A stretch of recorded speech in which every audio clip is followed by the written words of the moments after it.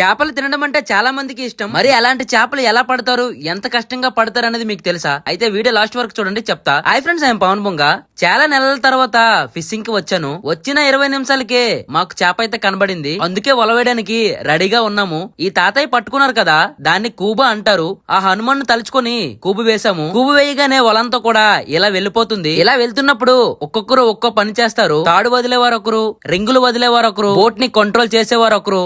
ఇలా వల వదలడాన్ని రంపం కొట్టడం అంటారు. వల అనేది ఎప్పుడు కూడా రౌండ్ షేప్ లో కొడతారు. ఈ మధ్యలో చేప అనేది ఉంటుంది. అది కూడా మనకి అదృష్టం ఉంటేనే ఉంటుంది, లేదంటే ఒక్కోసారి బొక్కపెట్టి వెళ్ళిపోతుంది. ఇలా రౌండ్ షేప్ లో కొట్టిన వలంతా కూడా ఒక క్రికెట్ స్టేడియం అంతా ఉంటుంది. ఫస్ట్ టైం వల కొట్టిన తర్వాత 4 టబ్బులు చేపలు పడ్డాయి. ఇంకోసారి వల కొట్టడానికి చుట్టూ తిరిగాము, కానీ ఎక్కడ కూడా మాకు చేప కనబడలేదు. అందుకే మేము తెచ్చుకున్న క్యారేజీలన్నీ కూడా తింటున్నాం. మేమందరం కూడా ఎప్పుడు వేటకి వచ్చినా గంజన్నం తింటాము. మేము దీన్ని పక్కాలని అంటాము. మేము ఫిషింగ్ కి వచ్చినప్పుడు కొన్నిసార్లు ఫిషింగ్ బోట్స్ మరియు పెద్ద పెద్ద షిప్స్ కూడా కనిపిస్తూ ఉంటాయి. పార్ట్ 2 వీడియోలో మేము టీవీ ఉపయోగించి చేపల్ని ఎలా పడతాం అనేది చూపిస్తా.